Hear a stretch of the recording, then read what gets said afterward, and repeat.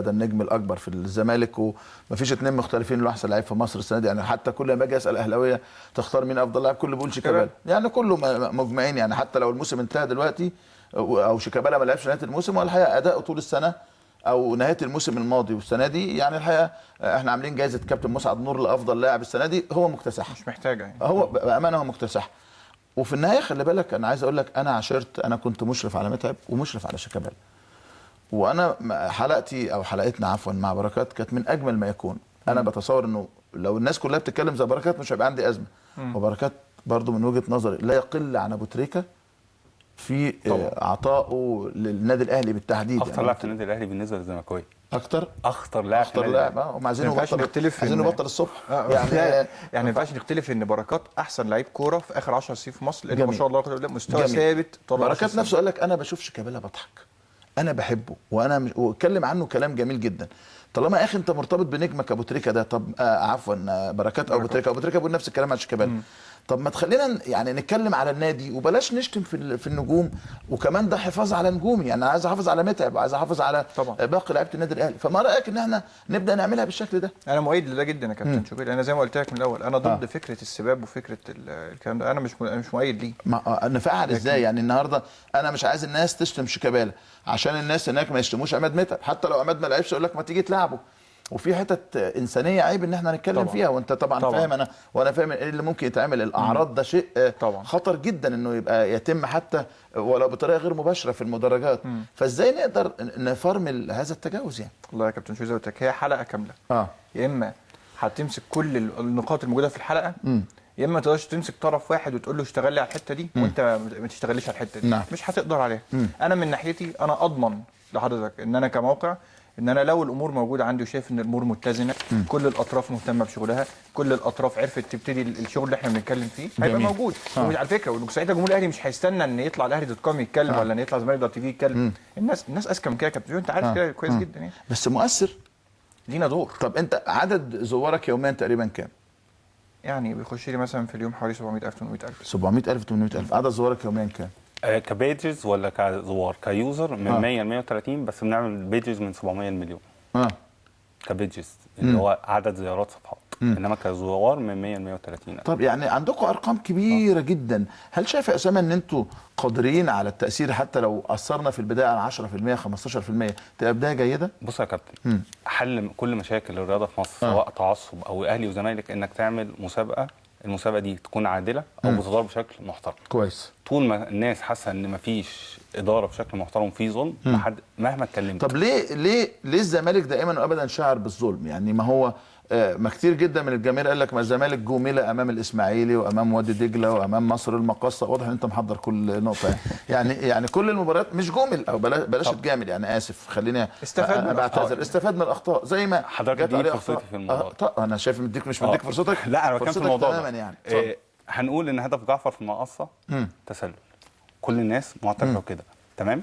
وهدف جعفر في الاسماعيلي تسلل. طب نتكلم بقى على جون جعفر في الاسماعيلي.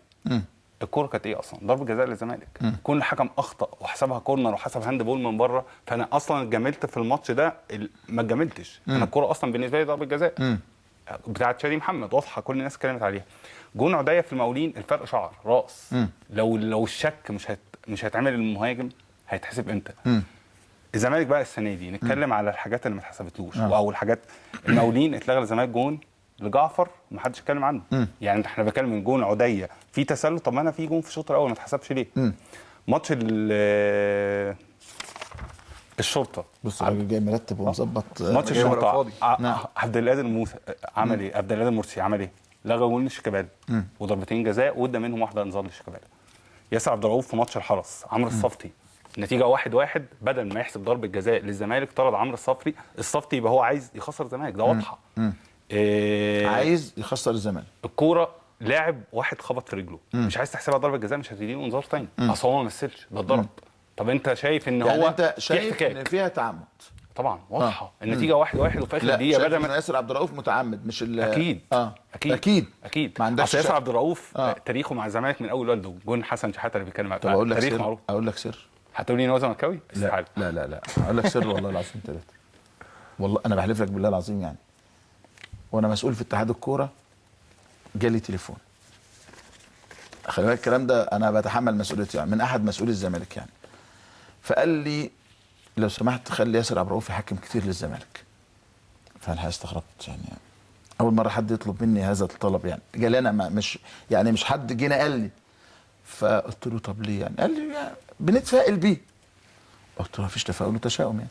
قال لي يعني معلش يعني احنا لجأنا لك انت راجل اهلاوي محايد ومحترم وبنحبك واحنا بنكلمك انت على طول، فلو سمحت عايزين ياسر عبد الرؤوف. فالحقيقه قلت له انا لا اجرؤ ان انا اكلم رئيس لجنه الحكام اقول له عين ده لا دوري ولا بتاع. وانا بيحصل الكلام ده دلوقتي ولا يا كابتن؟ نعم بيحصل انا لا والله انا هقول لك بس الكلام ده اكمل لك بس الحوار. قلت له وانا كاني الحقيقه ما سمعتش من حضرتك، لانه اذا كنت انا بحترم نفسي وبحترم مكاني لازم اعمل كده. فانا بس بقول لك على ياسر يعني، هو انا مش عايز اقول حاجه، هو بيتفائلوا مثلا بياسر عبد الرؤوف، فده ممكن ينفي التهمه اللي انت بتقولها وما اعرفش، بس انا بقول لك اللي حصل يعني. بيحصل دلوقتي ما بيحصلش ما اقدرش اقول لك اه او لا بصراحه. ياسر محمود في ماتش المقاصه اللي عمله مش عمله قبل كده في ماتش بطوله اسيوط بالنص، بينالتي كره هاند بول ما اتحسبتش، جون فتح الله ازاي يتحسب تسلل زي جون عبد الشافي.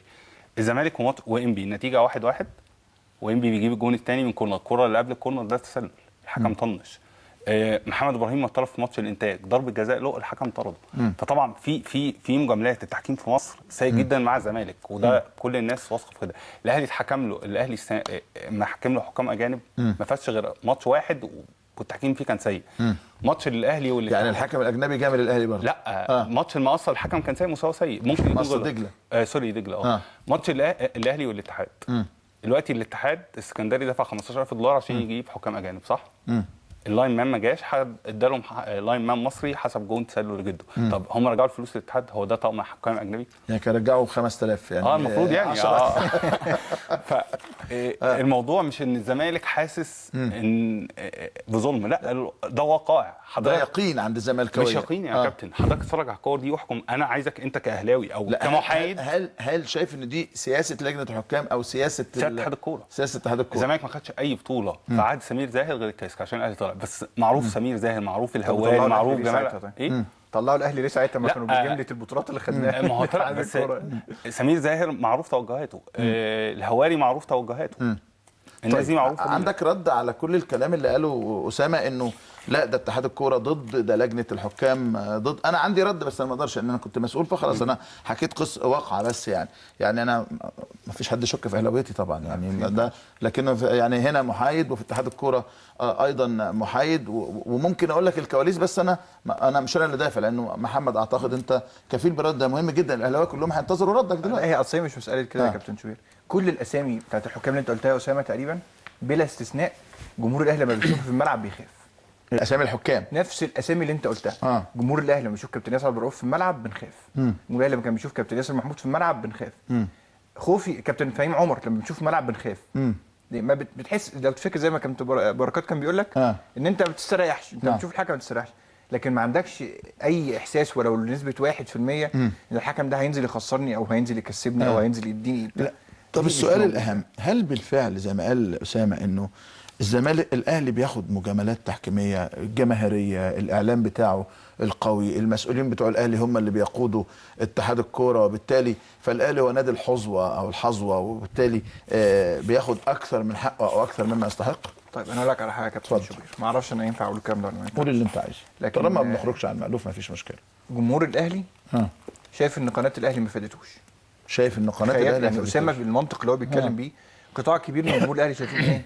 انا استفدت ايه من قناه الاهلي؟ هي اسمها قناه النادي الاهلي لكن هي بتتكلم بلغه 1+1=2 واتكلم بالمنطق. انا مش عايز منطق، طلعني صح، انصر اخاك ظالما او مظلوما. مستحيل، ده يبقى غلط. لا ما دي وجهه نظر جمهور. لا ما هو ده غلط برضه، وانا مش متفق معاه. قناه النادي الاهلي تجيب قطاع الناشئين والشباب والاهلي اليوم ونشاط الاهلي بالظبط لكن انا لما اشوف مثلا ضربه جزاء على الاهلي صحيحه اقول لا الحكم اداها بظهره او ده ما لعبهاش بايده. فدي يعني نقطة. انا قصدي انه ده برضه مش لوجيك يعني. خلينا نتكلم بمنتهى الامان يعني في حاجات لازم نتكلم فيها، وده برضه يعني انا بكلم جمهور النادي الاهلي يعني انت عارف انه جم سنه مثلا كان في غضب عليا عارم يعني وفضلت انا مصمم على موقفي، وفي النهايه كتير جدا منهم قالوا انت كنت صح، وفي ما زال البعض اتفقنا واختلفنا لكنه يعني اذا كنت بتكلم بحلل، ما انا اعرف دلوقتي ان هم اظن غضبانين على الكابتن محمود بكر لانه احيانا بينقد اللعيبه، هو بيعلق على مباراه، مش هيفضل كل شويه يشيد بلعيبه النادي الاهلي او بالعكس، لازم هو ليه طريقته، انت متعاقدت معاه عرفت الكابتن محمود شكله ايه. لا انا بتكلم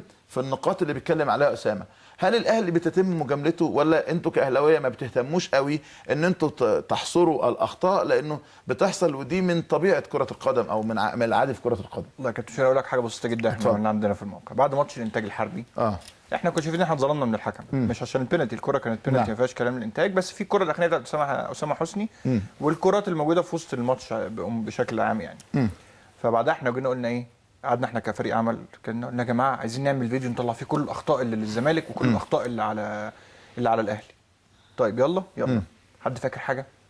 حد قاعد سجل؟ احنا ما بنركزش في النقاط دي لان ده مش الاساس اللي انت بتشتغل عليه. لكن لما رجعت جبتها لقيت ان انت اتظلمت كتير واخدت حاجات مش من حقك، والزمالك اتظلم كتير وخد حاجات مش من حقك. طب ابرز الحاجات اللي لما رجعتوها كده لقيتوا النادي الاهلي اتظلم فيها؟ لا الحقيقه انا الذاكره عندي مش قويه قوي فمش هقدر ان انا افتكرها. شاطر كاتب ومركز. اسامه كان جاي من حسابه، انا صراحه مش مسجلها لكن حصل لنا احنا اتظلمنا كتير. احنا لينا ضربات جزاء كتير ما اتحسبتش لينا، يعني الامور موجوده، واللي جاء فينا جوال اوف سايدز ما اتحسبتش. اتحسبت بقى او جبت جوان وما اتحسبتش. فالامور الاخطاء موجوده هنا وهنا. بس انا هرجع اقول لك برضو من تاني يا كابتن، انا لو وقفت وقلت اصل انا ده اتحاد الكره بيخسرني او ان اتحاد الكره بيخسرني، اتحاد الكره بيخسركش لان انت بتكسب، فهو انت يعني هو على حسب كلام اسامه. ما هي بطولات الاهلي دي بقت تهمه يا كابتن، مش عارفين نعمل فيها ايه. عندنا بطولات كتير مش عارفين نوديها فين. بقت الامور بالنسبه لنا ماساه. خدت بطولات كتير قوي، كل بطوله يطلع لك اصل انت في دي خدت دي ماتش كمال ريشه لما مش عارف مين زق، دي ماتش جمال غندور لما مش عارف مين عمل. طب ليه يا اسامه يعني زي ما بقول كده محمد باسلوب بسيط، ده جزء من اللعبه موجود في الدنيا كلها، انه في خطا في خطا ليك وفي خطا عليك، وزي حتى لو انت بتقول انه كان احمد جعفر كانت ليه بنالتي، ما هو ده خطا من الحكم، ولما احتسب الهدف ما هو خطا برضه من الحكم. يعني لا الحكم كان متعمد انه ما يحسبش بينالتي بدليل انه حسب الهدف بعدها، او لو الحكم ما كانش الحكم متعمد انه يدي ضربه جزاء. انا هقول لك قصه لطيفه جدا، وانا بلعب كوره وكان التنافس على اشد بيننا وبين الزمالك، ففي كوره في منطقه جزاء كان الزمالك بيلعب الترسانه، فكان اظن ياسر فاروق ان لم تخن الذاكره يعني لاعب الترسانه، وكان جمال عبد الحميد، فجمال خد الكره بايده جوه منطقه جزاء الترسانه، جمال عبد الحميد خد الكره بايده وهو المهاجم، فالحكم ادى ضربه جزاء على الترسانه. فده حصل بجد. والله حكم كبير جدا وشهير وتولى رئاسه لجنه الحكام بعد كده، ودخل على برضه ما اعتقد الكابتن طارق يحيى وضيعها، كان خضر هاشم الحارس، لانه الترسانه كانت اعترضت، فاللي دخل تقريبا جمال او طارق شاطها بره. لا لا لا لا لا لا لا شاطها بره ايه، ده كان جون مكسب، ده الماتش خلص تعادل. لا لا لا الكوره شاط بره يا كابتن. لا لا لا صدقني، لا الوحيد اللي شاط كوره بره كان طاهر ابو زيد، كان اهلي ومريخ، وكان شاطها وجون صدها فاعترضوا فطار حطها. لا انا خلي بالك انا راجل والله محايد جدا. لا انا اللي عايز اقول لك ايه، انه ده خطا فادح، انه مهاجم بيلعب الكره بايده والحكم بيديها ضربه جزاء. انا سالت الحكم بعد كده، ده كان تولى رئاسه لجنه الحكام فيما بعد، فاقسم لي بايمانات الله انه ما شافها غير ازرق ترسانه، لانه كان ساعتها الشورت ابيض في ابيض، فقال لي انا لعبت على الشورت فخدتها. فليه ما بتتاخدش انها هي اخطاء طبيعيه بتحصل وقد تحدث للزمالك وقد تحدث للاهلي، ونشجع جدا ونحس الناس انها تشجع الزمالك، بس يعني من غير ما نعمل نوع من انواع العصبيه او التحفظ في المدرجات. في اخطاء يا كابتن ممكن تتقبل، بتبقى اخطاء للاهلي او للزمالك وما تقدرش تلوم فيها الحكم لان ده خطا بشري، بس في اخطاء تعمد. انت خلاص على يقين انها تعمد. لا في حاجات واضحه ومع ناس معينه يعني انا لو جيت حسبت ايه الاخطاء اللي اتحسبت للاهلي، كابتن فهيم عمر لازم الاهلي يفوز. فهيم عمر محمد فاروق حسب الاهلي بينالتي من بره 18 ده في الاهلي وحرس الحدود، وقرر السنه انت قلبك اسود قوي السنه